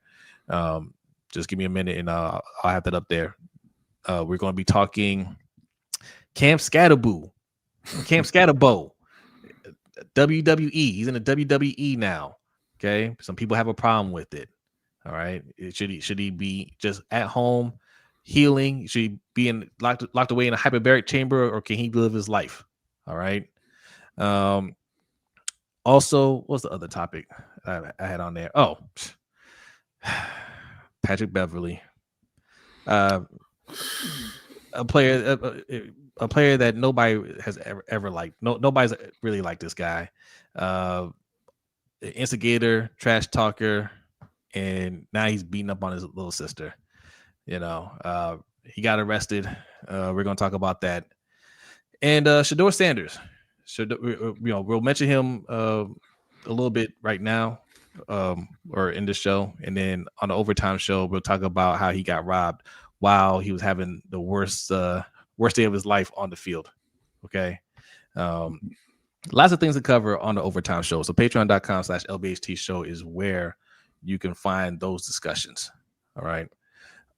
But first, let's get into Core of Public Opinion and let's talk about this. So, I'm sorry, I did it. Go ahead. College football has gone through some changes over the recent changes in terms of players getting paid. Forever, these players weren't able to get money under the table was illegal.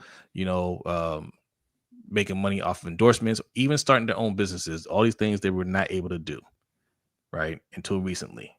Now they can get paid off of NIL deals, and the game didn't end like some people will say, but now because they can make money, they can make good money. They're allowed to get agents. They're allowed to get people to advise them, and they are looking out for the careers even in college. So you have the transfer portal, which has always been a thing, but now they're using it more times than they used to in the past, so they can get the best deals. And anytime a quarterback or a player leverages that, we have people that aren't so happy with it. And I don't want to call this guy out. This guy is just a user on Twitter, but I don't have any problem with this person per se. Like he had an opinion, and I kind of want to debate that. But the story is about Arizona State quarterback Sam Leavitt says it's doubtful that he returns for 2026. Right, and essentially, he's looking to he's looking for more money. Essentially, right? They're going to be shopping his talents around, and this guy Andrew says, "I'm so tired of this nonsense. Everything Izzo said, talking about Tom Izzo. This guy's a Michigan State fan, I believe. Everything Izzo said about the portal has been 100% spot on. I don't have an issue with players transferring up from smaller schools to make money and play on the big stage, but a guy like Leavitt transfers to Arizona State and takes them to the playoff. His camp, quote unquote, is now shopping him, quote unquote. It's professional sports with no rules and every player being an unrestricted free agent every season. It's a joke. For the majority of these kids, there's no connection to the school at all. They are there to cash a check, and that's all that matters." I want to hear from you guys. How do you feel about that? Do you feel that college sports is just become too much of a business? You get these guys that are only there for the money, and there's no connection to the school. Is it ruining your college football viewing experience, or is that just capitalism? Yeah, and somebody in that thread actually called the guy out on saying it. Part of what he said there, where he said that he has a problem with Sam Leavitt going to another big school, but he doesn't have any problem with big schools taking players from small schools. Yeah. Like, why is that okay? Right. Mm-hmm. And he tries to say, oh, he doesn't like that either. But, it's more understandable. No, it's all understandable. They're working for the university. They're making the universities millions and millions and millions and millions of dollars. Yes, they want to get paid. Not only do they want to get paid, they also want to put themselves in the best position possible to get drafted and continue their football career. There's absolutely nothing wrong with the transfer portal. What's wrong is, some people don't like the fact that one, their team doesn't participate, doesn't pay for players, or maybe you're a traditionalist and you just don't like seeing athletes have control over their own careers. But it's a joke to think that they shouldn't be able to move freely, right? Like he says, they are all unrestricted free agents every year. That's always been the case. They just weren't paid. Yeah. They were unrestricted free agents all the time because colleges give out 4 one-year scholarships rather than a 1 4-year scholarship. So they can yank that from players whenever they feel like it. But people are okay with the schools not being loyal. People are okay with the coaches not being loyal because none of them are, but you hate it when the players leave. And it's because one, as is always the case, people do not like to see young black males having any kind of control or any kind of money. They're just not a big fan of that. But 2, people unfortunately identify too much with their sports teams, and you're not going to identify so much with the coach. You're not going to identify with the AD. You're going to identify with the player, right? Well, not just that. I mean, too often, and I hate this about our country, we side with the corporations and the billionaires and people that don't have our best interests in mind. Yeah. Well, because some people get into that thing of, well, I wouldn't be able to do that, so they shouldn't be able to do that. Well, you're not special. Yeah. Like, the reality comes down to it is every single person watching sports, if another company offered you a bunch more money, you would leave. So if a school comes in and says, you know what, we're going to offer you more money to come play for us, yeah, the athletes are going to leave, and they should. Yeah, and you know, I'm reading the chat, and I'm curious about this because this has been, you know, the topic of college players getting paid has been something that's been discussed for decades, right? And up until recent, the argument was there's no way to be able to pay them. You know, it's not possible, and you know, they're getting paid with books. They're getting paid with the free education. Like that's an actual payment. That's not an actual payment, ladies and gentlemen. That's nothing. That's a perk. Okay. You don't get paid with perks. You get paid with cash. Okay. That's how it works in this country. This is supposed to be a capitalist society. And in college football, you don't want to pay these guys, right? Here you're okay with socialism. here you're okay with everybody has to get paid the same if they get paid, you know, education is okay. You know, you can't make money off your name and likeness up until recently. You know, this is a new thing. But I'm curious how you guys feel about it, because you'll have media still, especially, you know, like older media personalities will push back against this. They don't like the transfer portal. They don't like that players are asking for money. Like Kwame says here, college ball is cooked, right? How's it cooked? You know, like I'm like, in your mind, why do you think it's cooked? Daniel Franklin says the playoff destroyed college football more so than NIL deals. Why? How did the playoff destroy college football? These are things that should have always been in college football. Y'all don't like having legitimate champions, right? Voting for that's the thing I always hated about college football, when they voted. Like this is a beauty pageant. You know, like you just got to look good. You don't got to earn it. You know, like it should have always been a playoffs, and players should have always been paid.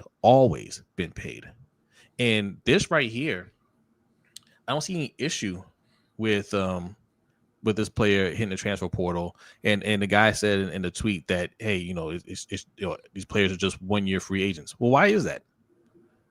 Like, the school can change that. You know how you can change that? By giving him a deal and giving him a contract. But the reason why they're all free agents, because the schools don't actually pay these players, right? NIL deals are technically through third parties, right? So it's indirectly paid by the school. Like, the school doesn't officially pay these players because they still don't want to be on the hook for paying players. So if you don't want to commit to the players, you can't tell them when they should stay or go. That's business. The whole reason you go to school is so you can get a good job and make a lot of money. And they're doing that. You know, college football, college sports is a multi-billion-dollar industry. They're not poor. And if you're and guess what? If you don't have the money, you don't have a right to exist in that business, right? Mm-hmm. If you don't have enough money, because that's essentially what you're saying when you say you're okay with these bigger schools poaching from these smaller schools. Hey man, you know, like you're a small time school, stay small time. We got the big bucks over here. Well, if Arizona State can't afford to keep them, then you lose out. Capitalism, baby. Yeah. And I think a lot of people forget or never knew that the student athlete term was coined to help help colleges fight against having to pay insurance claims from injured athletes. Yeah. Like it's not anything to do with amateurism. It's nothing to do with the purity of the game. It's nothing to do with them not being professionals. All that. It's dirty. It's there to get out of compensating players who are injured while working for the university. That's all it's ever been. Yeah. So if Sam Levitt can leave and get millions, let him do it. You can nothing is stopping your favorite team from saying, you know, we're not going to pay anybody. There's nothing stopping them from doing that. You go ahead and field your intramural squad. See if you still love the purity of the game, or if you turn on the TV because you want to see the best athletes. The same reason you turn on professional sports. If you do believe, hey, this does hurt the game, how? Right? You feel like these players aren't being loyal. You feel like, oh well, you know, they're not playing in, you know, certain bowl games because they're trying to protect their interest. That's always been the case, and as they should, by the way, as they should. You're playing the sport for free, right? The school's not paying you. They're just now letting you make money off your name and your likeness, right? Which that whole thing should be illegal, by the way. That should have been illegal. I'm glad they're able to do that now, but the school isn't making any real investment in you, right? So Urban says two things can be true. I'm not sure what you're referring to, but you know, if you're not going to invest in a player, if you feel like, hey, we want to keep this money for our AD, our head coach and coaching staff, everybody else gets paid, you know, media people, everybody gets paid except the players. That's what hurt your sport, right? That's what hurt your sport. Them being able to make their own money, and it should, if they embraced it, it would actually help boost college football. If these schools said, hey, look, we'll cut you a check, we'll pay you, but you know, you play here for 3 years, right? Then you have guys that are fully committed to the program. You know what I'm saying? Hey, if Levitt signed a 3-year, $15 million deal, right? Unless he gets drafted, you know, there might be some clause, you know, if he gets drafted or whatever, he can leave or whatever. But he's there. He's committed there. He's not going to a transfer portal. He's committed there, and he's going to play football. He's not thinking about anything else because he's got the money that he wants. Then you can say, okay, cool. Like, you should be here. You shouldn't be looking to go to a transfer portal. You signed a deal. He has no deal with the school. Yeah, and again, you know, there's the other side of the transfer portal also, right? Everybody loved it when Dion had his little reality crew following him in and meeting with the Colorado players and telling them, get out, put your name in the transfer portal and get gone.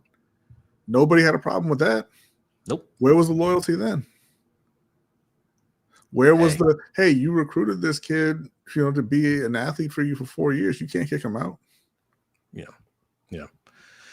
All right. Speaking of Sanders, I don't have a graphic for this, but just real quick, I want to touch on this.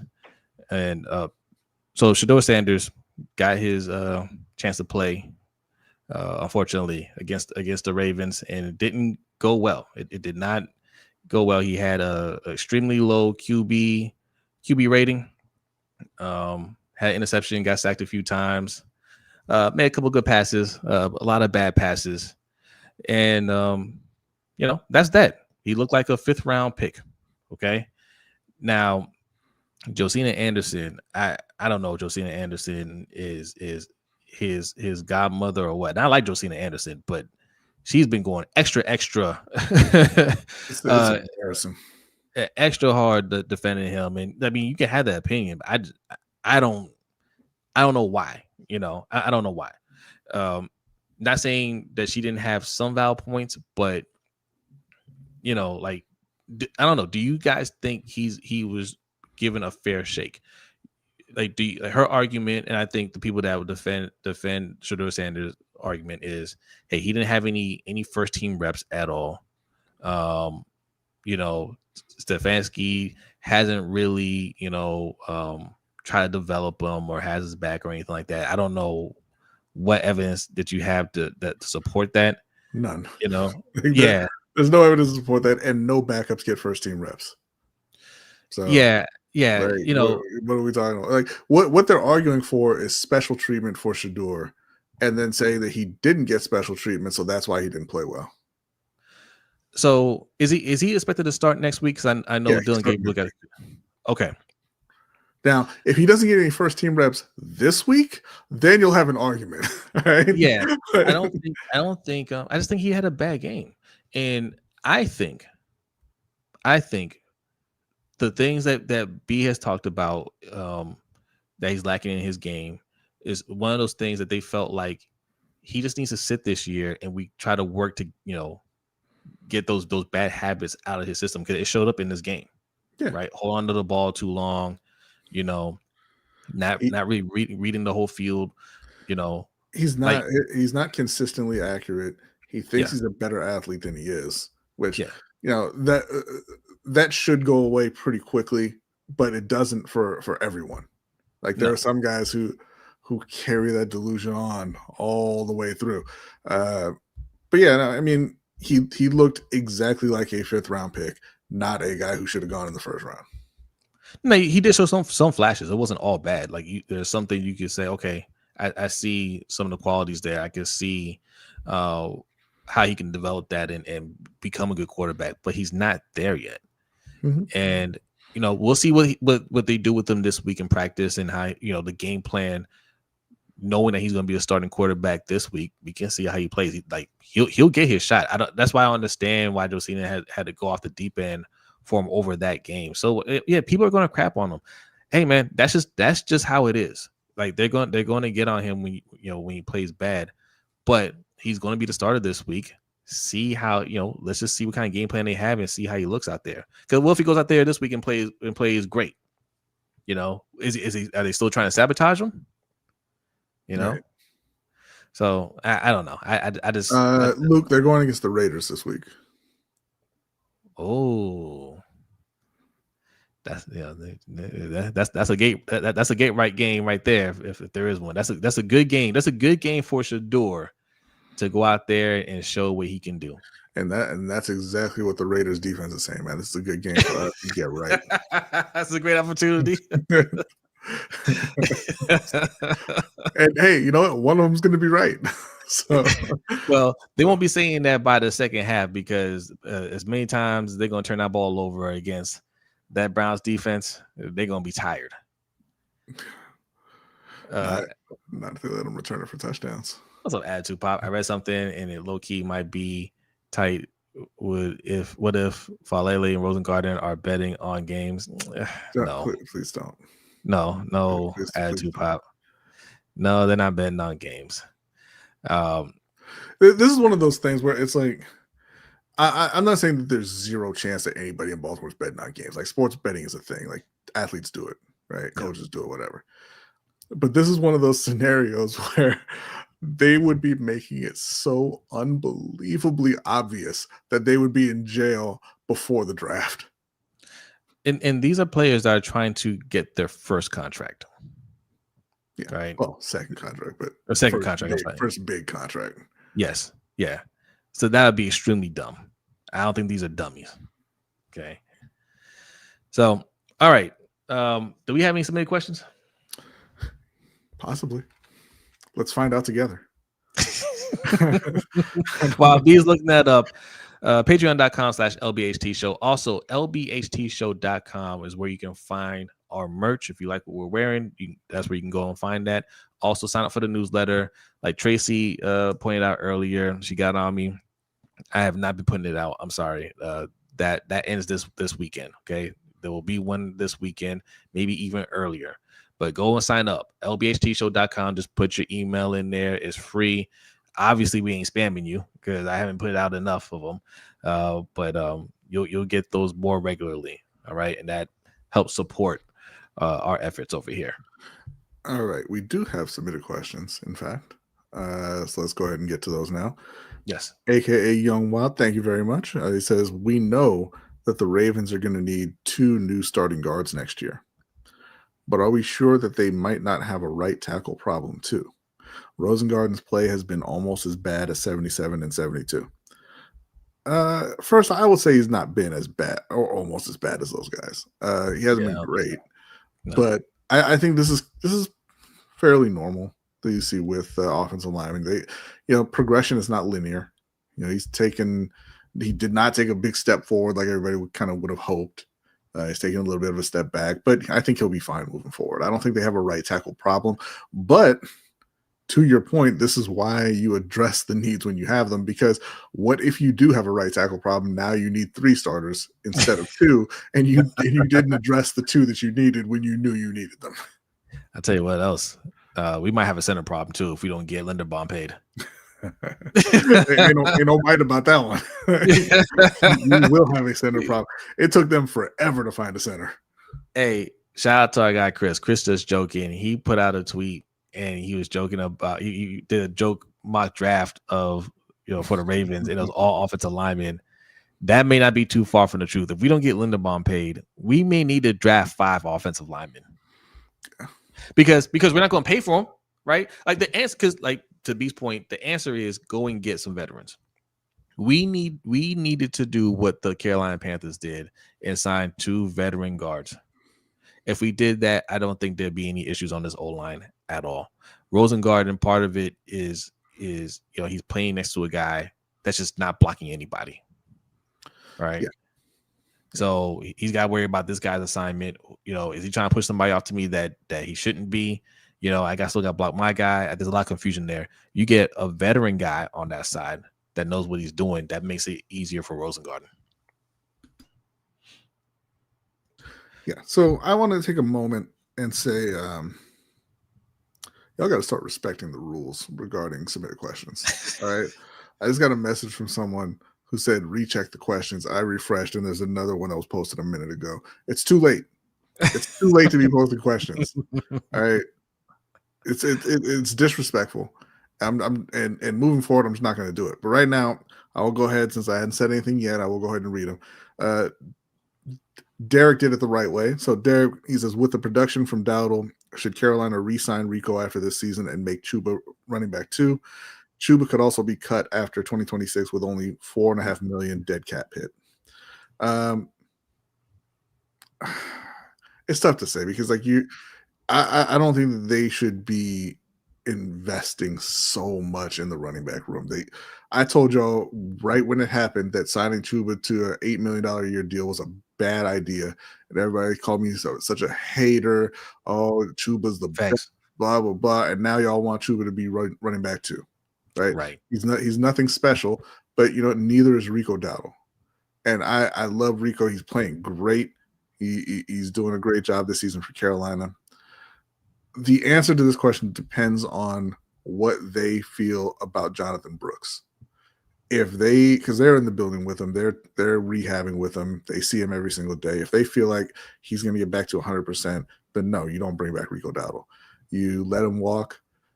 You draft another running back, because you drafted Jonathan Brooks in the 2nd round because you wanted him to be the starter, because you thought he was a special running back, right? So no, you don't clog up the room with Rico and Chuba and even Trevor Etienne, and while you're trying to bring back Jonathan Brooks. You can use that money elsewhere. Yeah, no, the answer is no. You already signed Chuba Hubbard you signed Chuba Hubbard last year. That's your Rico Dowdle. Right, Rico Dowdle is doing exactly what Chuba Hubbard did to get that contract. Right, exactly. Like this is what Chuba Hubbard looked like last year. Yeah, Chuba Hubbard got hurt and he's not looking as great, and Rico Dowdle is taking advantage of that, and he's a good running back, and somebody will pick him up. It cannot be the Carolina Panthers.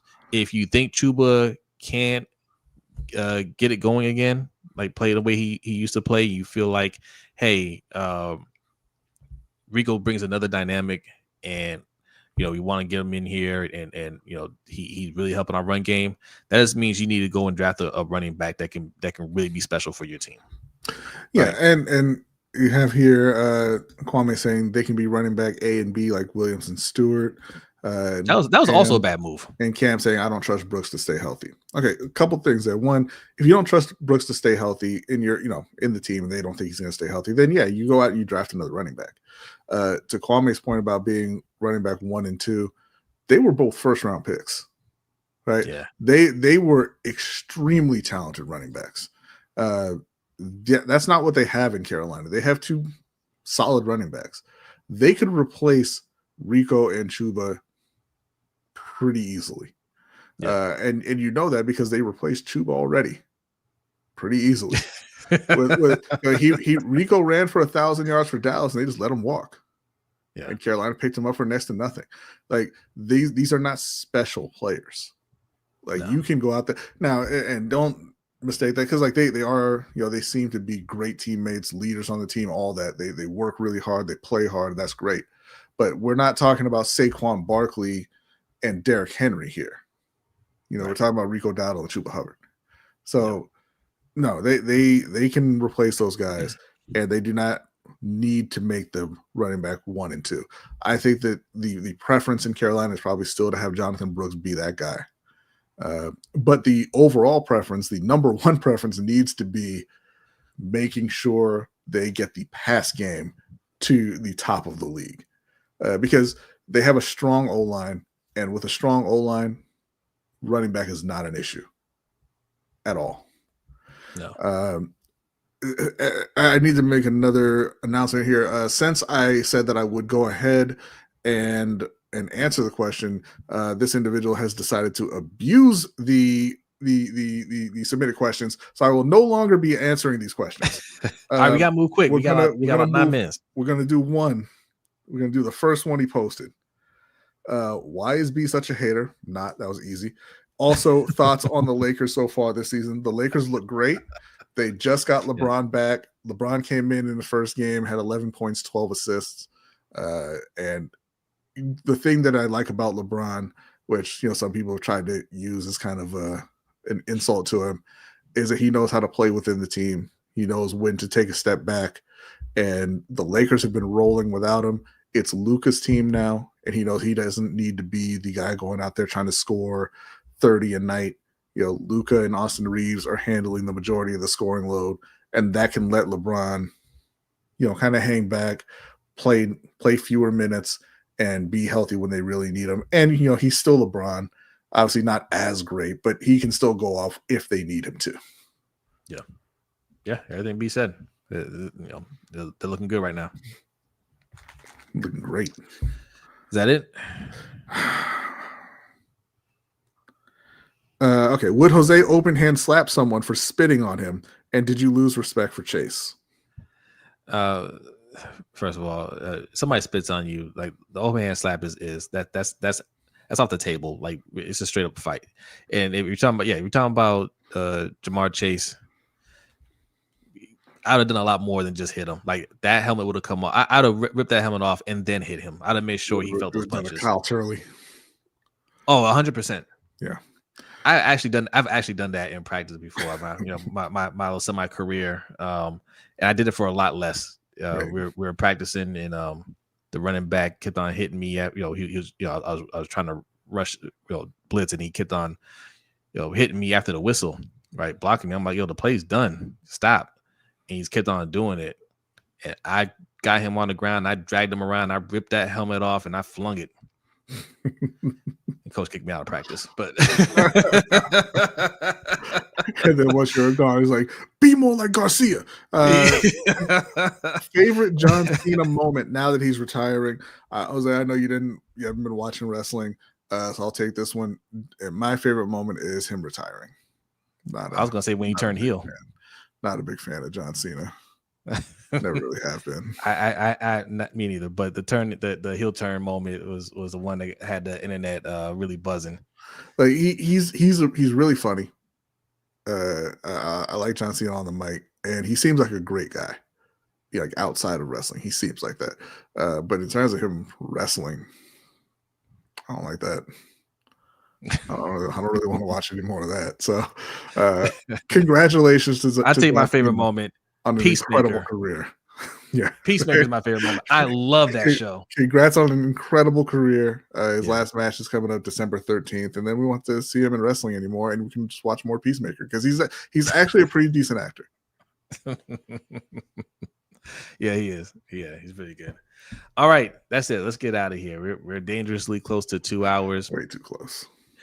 We have a lot to discuss on the Overtime Show. Patreon.com/LBHT Show. Also for our channel members, I'm going to post that here in a second. So get ready for that. What are you reading, B? Luke K saying, who is the face of wrestling? And that is Cody Rhodes, my friend. Yeah. That I know. No one's better than the Rock Killer. You will get muted for that, sir. Nobody's better than The Rock. I hate that he knew exactly who to go to too. Hate that. I do. I said, don't ever disrespect the GOAT, John Cena, ever, bro. You're so disrespectful, Brodny. Why do you always hate the best things? I don't hate John Cena. I don't hate him. I guess it's like people don't even listen when I say things, man. I said he's great on the mic. I love him on the mic. He's hilarious. I just don't like watching him wrestle very much. Like it's just not. It's not great. Tupac said Stone Cold better than The Rock. Get out of Tupac. Yeah. Blocked, bro. Like it's blocked so hard. All right, let's get out of here. Where's B, you Danity? ready? Yes. Where is Danity? Where's Danny when you need her? All right, Adelia, are you ready? Adelia is ready. We're getting out of here. Patreon.com/LBHT Show. Overtime show is starting right now. Everybody else, have a great night. And we was what are you laughing at? Cook attitude pop. He's not cooking. Stop. All right, y'all. We're out of here. Peace.